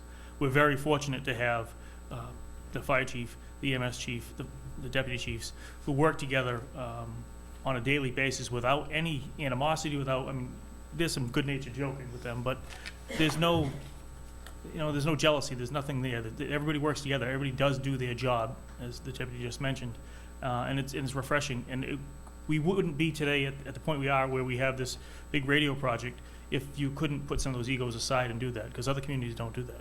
The police department decides they're gonna get a new radio system, it's gonna be digital, and who gives a crap about the fire department, and we don't care what we're gonna spend. That's how that works, and it doesn't work here that way. There's It no works. competition between the departments. Right, it works very, very well. So I just have to say before we start, you can be very, very proud of that, and we're very fortunate we have that in this community. The second thing I'll say is, I can't come up here tonight and tell you that I'm saving you money. That's not my job. They've done a great job, and I'm very happy for that, because if they didn't, we wouldn't be able to do what we do. But I can tell you that we have some of the best police officers in the Commonwealth, and that our job is to spend the money that you guys allocate, that this town allocates, to give you the best police department that we possibly can with the money that you give us. We've done that successfully for the past 6 years that we've been coming to you, and we're gonna do that again this year. So I won't be able to tell you that we're gonna give back money or that we have the lowest budget, but we certainly will tell you that we give you the best police service for the money you spend. I don't have any color brochures. The closest thing to color we have is the thing that Michael printed out for you. So you want color, Alan? Next year, bring crayons. We don't have that. Wow. We don't have a color copier. But hopefully, Well, see, if you had a good relationship with the fire department, they'll let you borrow theirs. they would let me if I asked. But I have to give them that every year. So. I say this every year to you when we have this discussion, and I think that sometimes the police department feels almost at a disadvantage, because like you just said, I can't tell you that I'm saving you money. And the numbers between the police budget and the fire budget are very different, but they're very different because the operation is very different. I mean, he'd love to have a call police department. It wouldn't work, but it would save a ton of money. And that's not, it's just not even feasible. So I don't want you to worry about the disparity at all. We understand, we have a police department that's awesome. Sir? Just to add to that is that this chief and his department's the only department that I've worked with for 5 years in a row that keeps his budget in the black. That's right. So he saves money by not going into the red, which you'll find the majority of police departments in the state do. So he is saving money by keeping within budget. And to go one step further, Meg LeMay, the finance director, made a comment that, and this is a quote, I don't know how he did it this year, but he stayed in his budget. There was something that had come up or something like that, and she was certain you weren't gonna make it. And she says, I don't know how he did it, but he made it. Thank you. But again, I thank you, Ms. Malinowski, and thank you that we couldn't do it if we didn't have the system that we have, the call fire system and the EMS system, because we couldn't operate public safety, the type of public safety we need, if we didn't have those systems as Right. well, because we couldn't operate a full-time fire, full-time police, full-time EMS No, we couldn't. for the amount of money we spend. That being said, all services give you great service, but our police department does an exceptional job of that. If you'll give me a few minutes, I'll speak to you a little bit about what we handled this past year, and then talk to you about where we're going with the budget, and be happy to answer any questions as we go. Just mind-blowing numbers, watch. So during 2019, the Carver Police Department logged 17,913 calls for service. 17 what? 17,913. That's up just under 1,000 calls from 2018, or about 49 calls per day, handled by our 16 full-time police officers, 4 full-time dispatchers, a part-time record clerk, 1 part-time police officer, and 4 special police officers. A partial breakdown of those calls includes dealing with 153 domestic disturbances, serving 146 restraining orders, conducting investigations that led to 7 arrests for narcotics violations, handling 303 vehicle crashes, affecting 1,529 motor vehicle stops for traffic violations, checking on 292 burglar alarms, conducting background investigations related to 415 licenses to carry firearms, and completing 937 requests for records, which is up almost 200 and some. They're going up all the time now. As mentioned earlier, we worked with our public safety partners, the fire department and EMS, to assist on slightly over 1,500 calls. We go to just about every ambulance call that's dispatched. Both of our police cars are dispatched to that, and depending on the nature of the call, at least 1 police officer responds. Because we're already out on the road, we carry defibrillators, we carry Narcan, and we can be at the scene sometimes quicker than the ambulance can, so we put our police officers out there first. Our school resource officer and other officers work with the school department to ensure the safety of and help to educate our young people. We ran our 6th Junior Police Explorers program, which allows some of our young people to experience what police officers do on a daily basis. Additionally, the police union was instrumental in running the 6th annual Carver Night Out, an event designed to bring the community closer to its public safety personnel. We ran our 3rd annual Citizens Police Academy, in which citizens get to learn from our officers what it's like to be a police officer. Sergeant Samenta was in charge of running that, and she's done an excellent job on it. Our partnership with the Plymouth County Outreach Project continues to provide follow-up after an overdose with an offer of immediate acceptance into a treatment program. This program offers one more approach in our fight against drugs, which also includes our investigative efforts to arrest those dealing drugs and educational efforts to guide our youth into making good life choices. And this year, we responded to, again, fewer overdoses than the previous, but unfortunately, more fatal overdoses. The radio plan that the Deputy Chief spoke of earlier is moving forward. As I mentioned, I think it's a great collaborative effort to improve our critical infrastructure. And as the Deputy mentioned, one of the biggest things is this bidirectional amplifier system that we're going to have installed in the Carver High School. When we built a new Carver Elementary School, we were able to get that system put in that school, and that means that these portable radios work inside that school, which is critical to our response to something there. A few years back, I don't know if any of you remember it, we had an incident at the high school that we believed were shots fired, turned out to be just a nail gun. But that incident and others showed us that we cannot communicate once our officers get into that school by radio. So once they're in there, they're blind.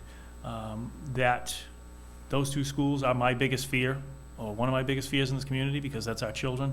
And we have worked diligently with the fire, with the EMS to come up with an excellent response plan. We've got probably some of the best plans in the area, all drawn up with a very good response. I'm not going to get into the details of it, obviously, but we've spent a lot of time working on that. This bidirectional amplifier will help to ensure that if we ever have to respond to a problem there, we can communicate with the officers that are going into that situation and make sure that we get not only communications with them, but that we can get emergency medical treatment to anybody that might be hurt inside of there. So I think that's a huge part of this big radio upgrade, and I'm very, very happy that we're moving forward on that. We continue always to pursue grants. Every year we get a standard grant from the state 911 department that helps us to operate our dispatch center and defer those costs for some salaries and for some of the training. We've completed another grant program through the federal government to help pay for part of the bullet-resistant vests that our officers wear, as we need to replace those. And I'm currently working on something with Mr. Milanowski to try to approach the state for some grant money to try to purchase a training system for the new police station. We'll see where that goes. So we'll continue to try to look for that. One of the other things that we've done to try to maximize the bang for the buck, so to speak, is when we can, we don't purchase new cruisers. We purchase new cruisers always for the front line patrolmen that are going to your house every day, but my cruiser, the admin sergeant's cruiser, the detective's cruisers, those are all not on the front line. Now, we may go and back people up, but we're not out on the front line on a day-to-day basis. All of those cruisers we've purchased over the past 4 or 5 years have been used cruisers from other communities that have traded them in. This past year, we were able to purchase 2 2013 Tauruses, basically police cars, for the new detectives to use. We have 2 detectives now. We got those for about $5,000, and they had low mileage on them. We're going to be able to use them for quite some time and get a lot out of that. We also purchased 2 used motorcycles from the town of Middleborough to start a motorcycle program. We haven't had one in the past. We were looking to get one. I had a deal worked out with Hingham to buy one, and that fell through because we couldn't get the money quick enough. And then I was able to work with Middleborough to get theirs. And because the price was cheap enough, we paid $10,000, get 2 of them completely equipped with radios and lights and everything else. So we would be able to deploy those. We have 3 people now trained to use those. They're a good deterrent for traffic enforcement. Plus, they give our officers who are interested in it something else to do, something different than riding around in a regular. I think you had there was $12,000 in the budget for a motorcycle, wasn't it? There was $12,500 in the budget for some speed signs and part of the motorcycle, yes. So I Right. used that, and I So used we some did- seized drug did money, good. yes. Yep, we did. Excellent. So that's just another way that we try to make the most out of the money that we have, that you guys give us. As requested this year, I've submitted a level service budget for FY20. The budget includes all contractual increases, but does not increase staffing levels this year. Talking with Mr. Malinowski, we're hoping that in the following year, we'll be able to start moving forward with that after we've got the building moving forward, and we'll be ready to do that maybe in the following fiscal year. A big change that is incorporated into this budget, though, is the very real possibility of the creation of a true second-in-command with a deputy chief position. This is part of the ongoing work with our police union. We've come to an agreement and support for this new position. And the next step would be to bring this plan to town meeting for a vote on it in April. And if that happens, we'll move forward with the plan from there. We've increased the salary line by an appropriate amount that we would use that if it's approved at town meeting to then negotiate the deal on that. So, on the operations side of the budget, there are some increases in the following line items. If you look under other purchase services, that includes services that we pay outside, including our maintenance contract for our records management system, and that increase is reflecting a 5% increase that they have told us is coming. And the other line item that we've increased is ammunition, and that's to reflect the increased cost of ammunition, and also the need for more ammunition to have more training for our officers. I think that's one of the key things that we need to be working on, is that as we are asking our officers to go into tough situations, we need to provide them with the training to be able to handle those situations appropriately. And you can't do that by just firing 50 bullets a year. You need to be able to do it and be comfortable and confident in what you're doing if you ever have to go into that situation. We hope we never have to, but we want to be prepared if we do have to. So the responsibility of preparing and expending the budget for our police department is one of my most important tasks. I take that responsibility very seriously, as evidenced by the past 6 fiscal years. And I'd just like to take a moment to thank you for your support and trust as your police chief, and allow me to take a moment to acknowledge the hard work of our police officers, public safety dispatchers, firefighters, EMS personnel, and everyone else who helped keep our town safe day in and day out. With that, if you guys have any questions, I'd be happy to answer them. I'm going to say exactly what I said to Deputy Germain, that when you look at the number of the police operating budget, exclusive of the salaries, you see $125,000 for a town that is extraordinarily well protected by a group of guys that do a tough job. So, relatively speaking, it's not an outrageous amount of money, it's not an outrageous sum, and it's a great job you do. And Thank you. I'm very appreciative of that. Again, these guys, it's a little different being a police officer today than I'd imagine it was 30 years ago. I don't think 30 years ago, guys thought they were going to get shot just for stopping a car because there was a brake light on. I don't know about 30 years ago, but I started in 1995. It's a little different than that. Yeah, so I think that, I think we're fortunate. I think we have a great police department. Any questions I've ever had for the chief and for Sherry, all I've had to do was pick up a phone and send an email, and the response was immediate. And that's not just because it was me asking the question. That applies to anybody. There's another town nearby where that was not the sentiment, and the person I know tried to approach the chief and was told, "I have enough friends, I don't need any more. What do you want?" Well, that's not something I can ever see this chief asking a resident, yet that was asked of a resident. So it's a little different in this town. If you have a question, their doors are open, and they'll answer them. There is nothing to hide. There's full transparency. So thank you for the hard work you do. Anybody else? I have a question, Chief. The school resource officer, when school is in session, where does that person go? If that's When the school's not in session? Yes. So the school resource officer still works out of our main station, and when school's not in session, continues to work with the youth of the community. During the summer, he runs the Junior Police Explorers program and maintains contact with the school. He also, what's that? Oh yeah, and he does the DARE camp as well in the summer months. So he continues to maintain his relationship with the youth of the community and does stuff like that. He's also, during that time period, contractually, we can have him patrol if need be, but we've got plenty of stuff for him to do during the summer to keep going and getting ready for the next school year. You're welcome. Are you using, as well as the SRO, are you using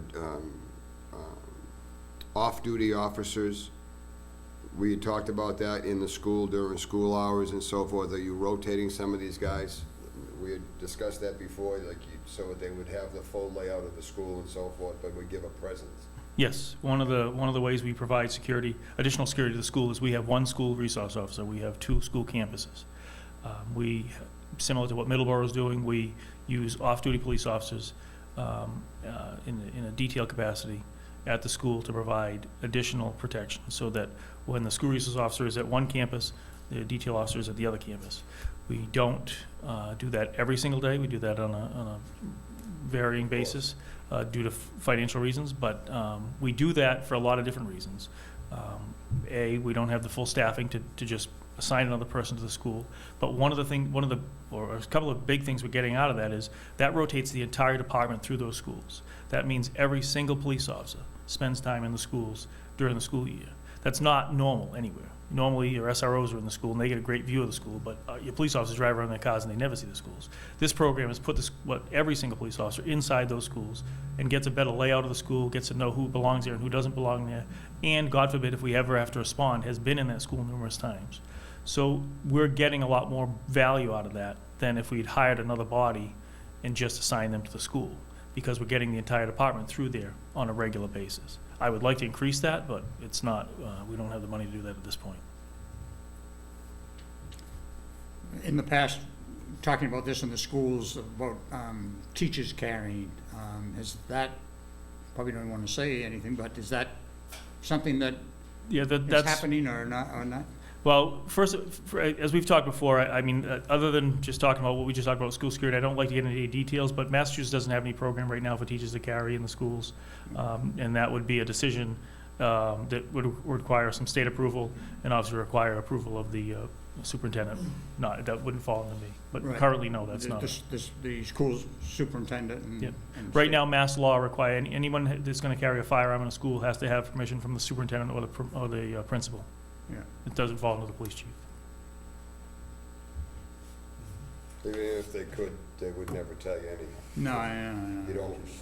They don't want that advertised. They wouldn't want that publicized. Right. So, Then again, in the other sense, if you knew, then you don't know who. don't look at me, I'd be handing out ammo. Yeah, I know. Pat? It's sort of like a no gun zone. Huh? Chief, thanks for a good presentation. Thank you. Appreciate what you guys do. Very nice. And your attention to budget over the years, which I was also aware of. But again, same question that I'd like to hear back from you on your line items, on your budgetary expenditures. You know, in the past few years now, and in the next year or two, do you see any types of issues, maybe with a budgetary line item or two? No, well, as long as we continue to follow the cruiser program like we've been following. This year, we're requested 2 new cruisers. We've been replacing cruisers at a pretty regular basis to maintain the program. That program has allowed us to keep one officer in one car, and we're getting a lot more usable life out of the cruisers that way. They last a lot longer, rather than if we had a pool cruises, we'd get 2 or 3 years. We're getting 7 or 8 years out of a cruiser. As long as we can maintain that, we should be fine with that. We will need to replace our majority of our tasers in the next few years, but that's on the schedule with Mr. Malinowski as far as doing that. There are, at some point, if this motorcycle program works out, we'd like to replace those at some point. But I don't see any major items. We're building this new building. We're spending quite a bit of money over this next year, so we don't want to seem greedy. But I believe that we've got a good plan to get everything into that building that we'll need for quite some time. So my plan is to, if we were going to increase something, it would be to continue to look at having the overtime available to send officers to additional training. That's where I'd focus on, because that's what we need in this day and age. Because, again, we're asking officers to go into situations that none of us want to go into, just like we ask our firefighters to go into situations that I definitely wouldn't want to go into. And the way you succeed in that is to build muscle memory, to be prepared, to make good quality decisions because you've practiced in making those decisions ahead of time, that you're not going into it blind, that you've practiced it over and over again. And the only way to do that is to train, to practice.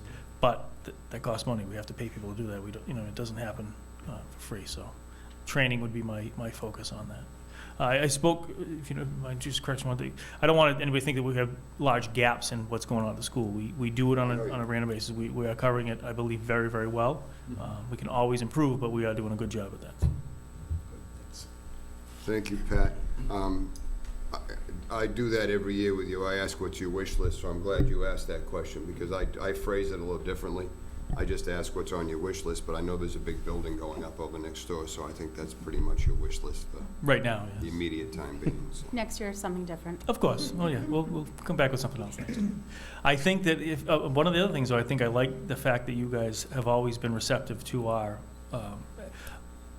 need for quick cash when we find a deal. Somebody just mentioned about this, maybe this tower truck or whatever, and having some money on hand. I don't need $500,000 for a used vehicle, but it's nice to know that when we find something, that there's a mechanism, that there's an ability to come to a group like you and say, look, we got a chance to buy something like this, and can we get it done? Michael's worked with you before to do that. You know what I mean? I can call him and say, Michael, I got a chance to get a cruiser with 30,000 miles on it. What do you think? And he can, get the money from either you guys or capital, and we can make it happen, because we don't miss out on things that way, and we don't lose valuable deals that go by the wayside that might, I talked about missing we missed a motorcycle from Hingham because we needed to wait and we put that article on town meeting to get the 12,500, and then it was too late. So we recognize we got to be able to move a little quicker on that. So it's good to have people like yourselves that can vet it, can listen to what we're trying to do, and give us, the check to move forward with that, because that lets us grab deals when they come up. We have to thank the residents of the town, because they approved the reserve fund at town meeting. So they put their faith in the finance committee and in capital outlay to be good stewards of that additional money. But that all begins with the budget process and the town administrator within the departments that earmark those funds to begin with. And then they come before town meeting, and town meeting says, yeah, okay, put that money aside, and then who's in charge of it? Well, they put it in the hands of the FinCom, or they put it in the hands of the Capital Outlay Committee and the FinCom, because Capital Outlay can't do it by themselves. So there's a lot of oversight. But that's just because of where it begins. And it begins with, the way the budget process is done and the way the town is fiscally responsible with their revenue. Years back, there would have been no reserve fund. There would have been no expense kitty set aside for a rainy day. There would have been 4 guys in a back room trying to figure out where we're going to get the money for this, and a loan, because there was no reserve. There was nothing. I've been told there was a town meeting once upon a time where there was literally 1 or 2 articles on the budget, because this is it. This is what we got. We don't have any more, and say yes, and we can all go home in a half an hour. And that's pretty much how the town meeting went. There was nothing to vote on, because there was nothing there. So things are a little different today. And I'm very, very proud of the way that you treat your budget. Sherry treats the budget, the way the fire department and EMS treat the budget. And coming up, we'll talk to O&M, and you walk away from maintenance trying to figure out how this town does what it does with that small amount of people doing their job. It's amazing to me, with 16 offices and 17,000 calls, 17,900, almost 18,000 calls. Who would ever think that there'd be 18,000 calls a year? That seems like an amazing, it was a few years ago, I think it was like 14,000. Well, it continues to increase as society asks law enforcement to do more and more. Our call volume increases. We're also documenting everything we do. Everything that we do over there is a call. If we help somebody with directions, it's a call. If we give out a record, it's a call. If we go to a bank robbery, it's a call. It's all calls. It's not all glamour and chasing bad guys down, but it's all calls, and it's all work that we do. And the police department does a lot of work with the people that it has, the personnel that it has.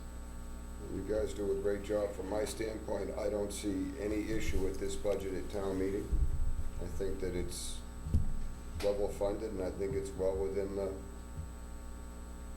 the expectations. That nothing went off the wall crazy. I don't have a problem with it. If I could, Mr. Chair, too, I just wanted to take a minute to acknowledge something and bring awareness to it, something that I don't think gets enough acknowledgement. Thank you both for coming and for your patience tonight, but wanted to highlight the fact that, at the risk of sounding like Captain Obvious here, I don't know everything that happens in town. But to my knowledge, there is no other organization within the town that's more charitable than the Carver Police Union is.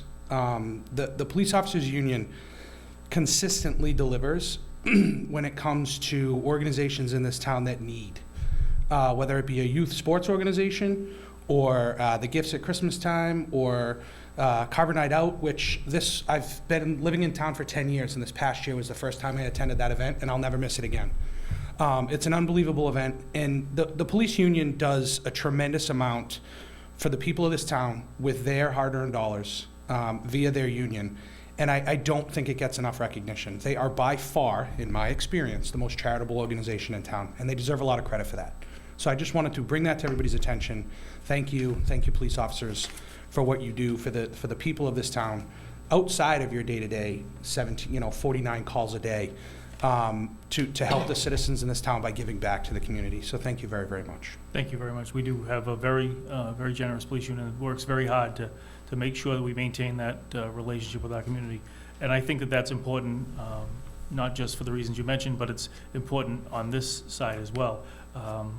The police union doing those things exposes our police officers to its residents in a manner that's not at the side of the road in a car accident or in a domestic situation, but in a manner that's in a good relationship for both.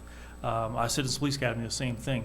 All these are designed to introduce people to people and to maintain those relationships. And I think that's how you get a better police department. I think that's how you get a better community relationship, is to recognize that you're a person and everybody in those uniforms is people. And once you bridge that gap and you realize that they're just people too, and they realize that you're just people too, it changes things. And I think that that's been key to improving what we have as a police department over the past few years, or 6 years, 7, 10 years, whatever it's been, is both sides seeing that. And you're right, we do. And we're very fortunate for that. And that comes, but it's a two-sided street. It's because we have great officers that do those things, and the response they get from that, I think, feeds that and continues it to grow.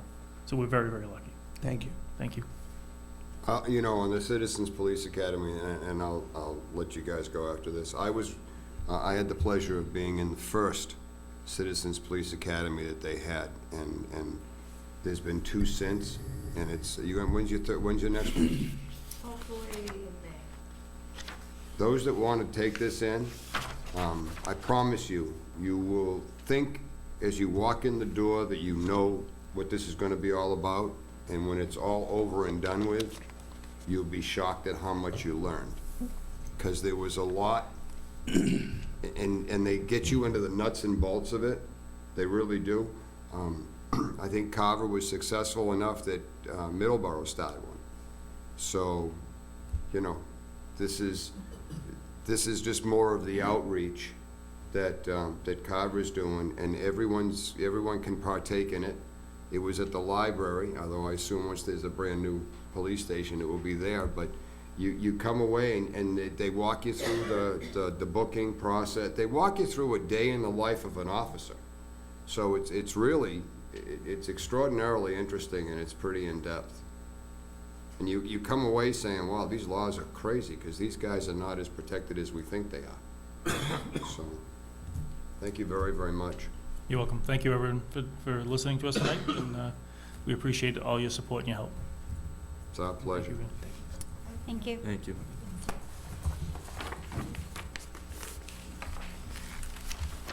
Now, since the town administrator was tardy, we'll take this moment now and allow you an update.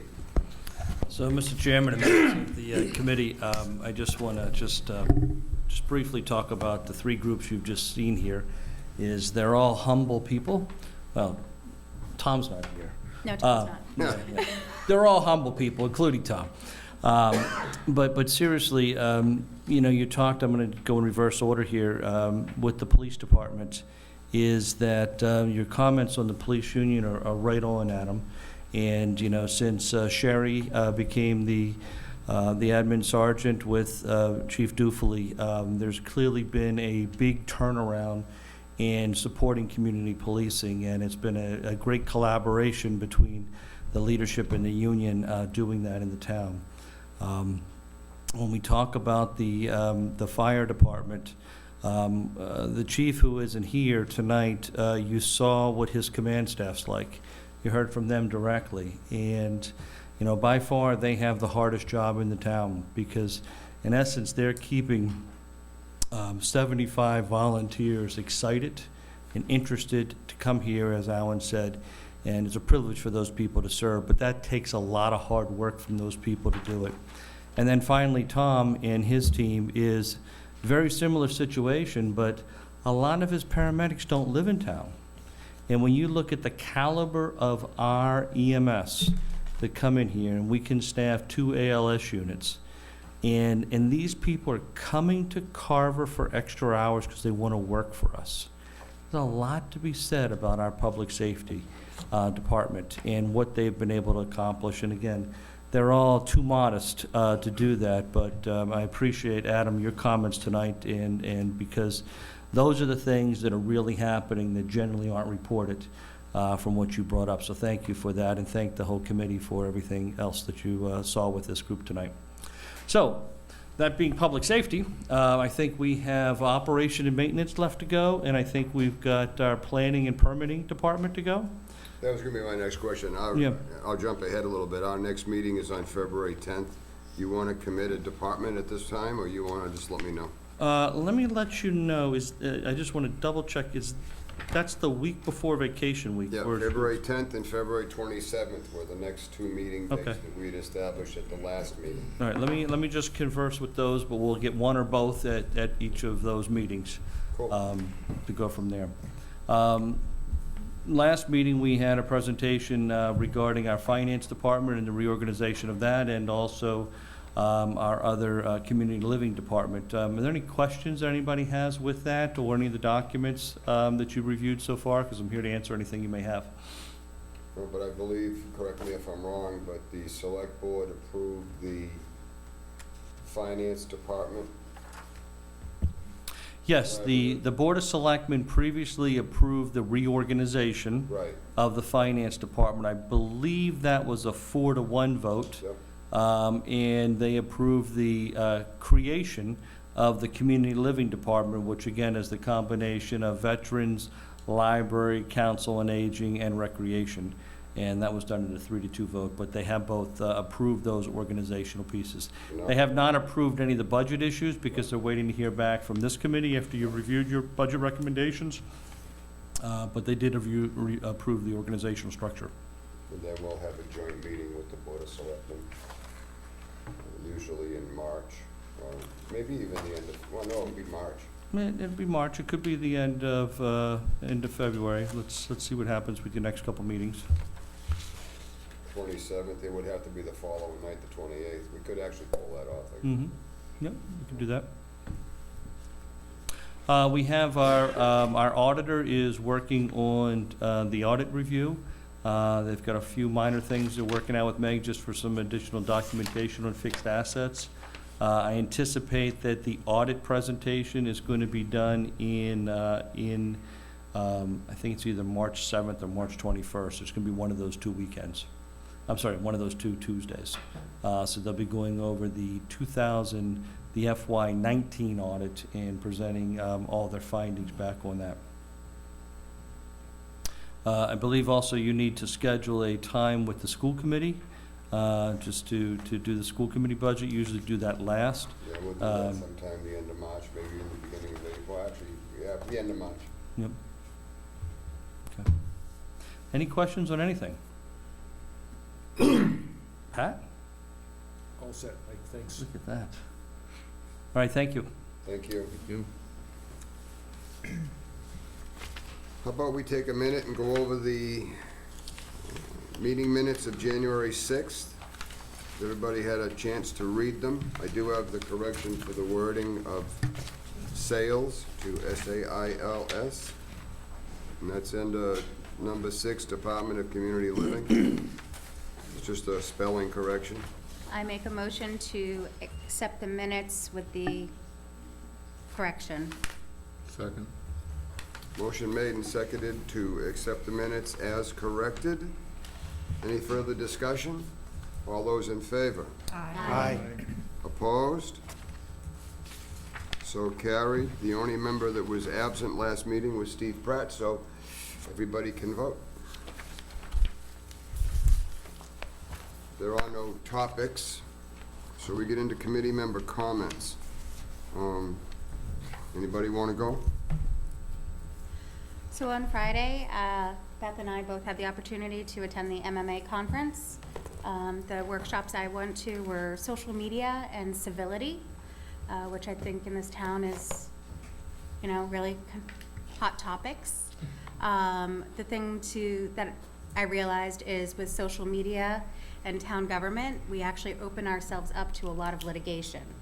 So it was 3 lawyers that presented, and I think if the town ever has its own Facebook presence, it should be closed to comment. Information only. Information only, no comments allowed, and that it has to, if it is something that is open, we need to have someone who's actually really on top of it, looking at the post, what's posted, because once again, opens us up to litigation.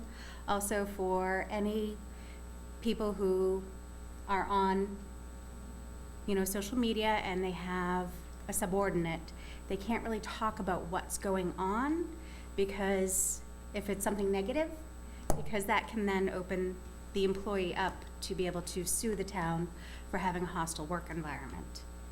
And civility, I think it was very obvious, but something we're missing. They had actually, the mayor from Melrose, the former mayor from Melrose, who, when he was first elected, in his inauguration speech, it was about being nice to each other. And imagine if we can just do that, just be nice. Because I think that's gone lately. And I'd, really like to see that return. I don't know if you want to talk about what you went to? Sure, so I went to the finance ones, they were kind of more of a, that's my thing. They were more like Finance 101 type of classes, similar to what I saw when I went out to Bridgewater State, but. Spreadsheets. Yeah, that's pretty much what it was. And I have the handouts if anyone wants them, but just like, kind of went through free cash and, it was more Finance 101, but it was good. It was good to hear the presentations. Mine were probably not as good as yours. And I can actually print the PowerPoints for everyone if they want them. Yeah, why don't you bring them the next meeting? Will do. If you both have some notes and do. stuff like that, bring what you've got. We can do it as a handout. Yeah, I just, Yeah, Yeah. PowerPoints. That'd be great. yes, lots of PowerPoints. Thank you, thank you. Anyone else? Okay, I only have a couple things. With regret, Steve Pratt has stepped down from the Finance Committee. We kind of knew this was coming because Steve is planning on moving to Rhode Island, but his current work schedule prevents him from just, I think what he got was he felt bad that he had to keep on sending me an email saying, I can't make it, I can't make it, I can't make it. So that brings us down to 10 members on the board, which means we have an opening. So if you know anyone that would be interested, if anyone that watches this on Area 58, if it gets put out on Wicked Local, we have an opening for a position on the FinCom. The only other thing I want to discuss real quick is I'm going to get it on the agenda for probably sometime in March. I would like to, or maybe the end of February, I would like to get back into the grant program. I'd like to just look at some of the, I think we made an error in locking in dates. One of the things we put in the application was that the new applications were required by October 31st. Well, that's come and gone, and even if you got them in at that time, we're still not gonna interview these people until toward the end of the current fiscal year, they got their funds in, because we wanna know what they did with it. So, I think it just needs to be looked at, so I'll get it on the agenda for some input. I don't want any now, but we'll get it on the agenda. I do have 2 new applications for grants, and they came in, one from Shane Gives Thanks, and one from, I think it was the South Shore Women's Health. Heard it. They got it in, so, and they know that we're not dealing with any of that until probably after town meeting.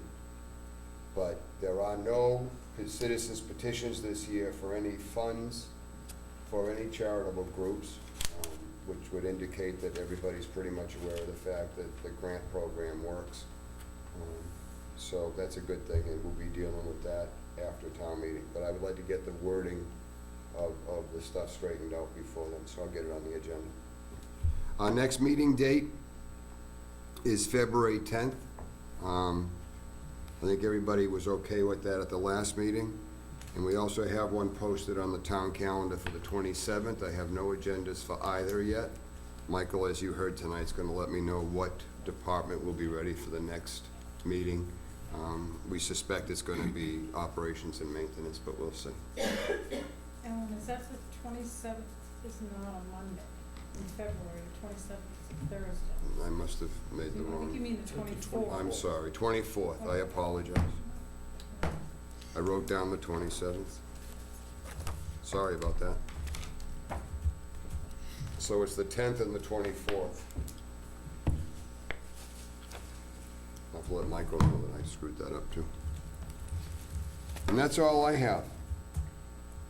Anyone else? Anything? I make a motion to adjourn. Second.